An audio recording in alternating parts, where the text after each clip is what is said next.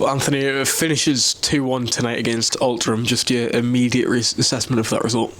Yeah, disappointed. I don't think it was a result that we deserved, and I'm standing here having a similar interview, I think, to what we've had in the last two home games. A game we should have won, a game where we had more chances, a game where we had enough chances to win the game. We've had 3 or 4 clear-cut chances there, and I think we need to do better and get the first goal. At the moment, we're chasing the game all the time. Obviously it's draws, we need wins at the moment, and we're disappointed that we didn't win the game. We had a moment's lapse at the back and switched off, but we should have been leading at half time, and we should have been leading going into that last period of the game. And you mentioned it being the last of them 3 home games on the bounce, and the same sort of story. How much frustration is on your part that we haven't been able to get a win over the line? Yeah, it is frustrating. I feel for the players as well, I must admit. They're giving everything, you can clearly see that. We're going for the games, picking attacking lineups, making the subs to try and win the game. Sometimes that does leave you vulnerable at the back, understand that, but I think we had more than enough chances today to win that game. It's been the same against Tamworth, against Maidenhead, against Sutton even. We're still chasing that game and managed to get back into it.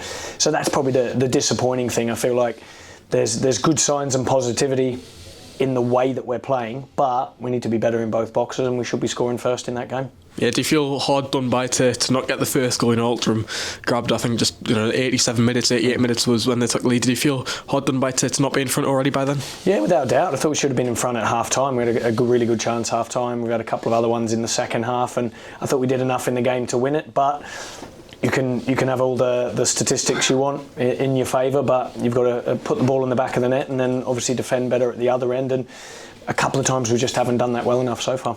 Yeah, and what was your take on the 2 goals that we conceded tonight?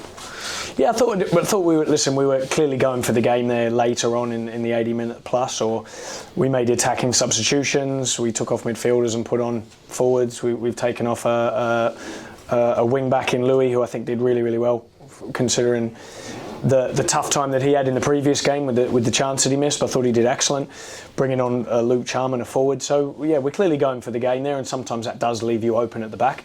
I think the second goal, we're trying to get back into it to make it 1-1 and try and nick something from it, but we're disappointed with the first goal, definitely. Just going to ask on the tactical changes today. Obviously Lewis Stevenson, Greg Slug and Sam Flaren coming in for starts. Just the thoughts behind them decisions. Yeah, just thought in terms of physicality, legs, thought we needed to freshen up a little bit. We've had a lot of games time in a small amount of period, and yeah, it wasn't anything that the other players had done. We just wanted to freshen up a little bit. I'm sure there'll be changes again for this weekend against Aldershot, and we can use the squad, and I thought all 3 of them came in and did reasonably well.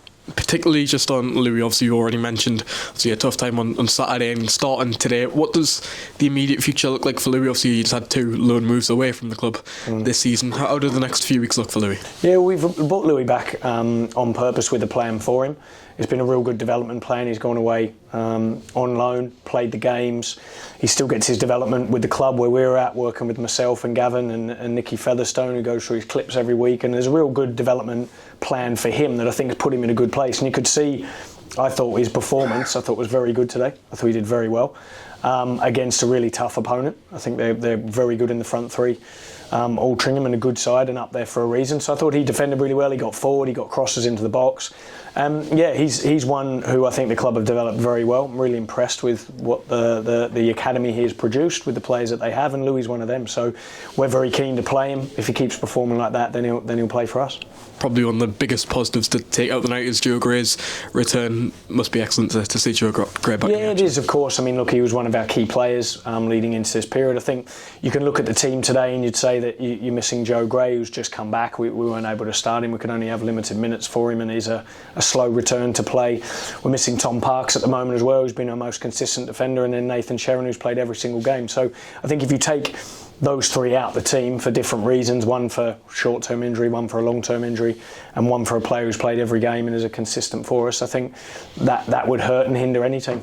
Yeah, and obviously you mentioned there 3 frustrating results in a game on Saturday away to Aldershot. How big of a fixture is this? Yeah, look, listen, every game's big. We want to win every game we can. We'll be looking to do the same again, get on the front foot, create chances and try and win that game.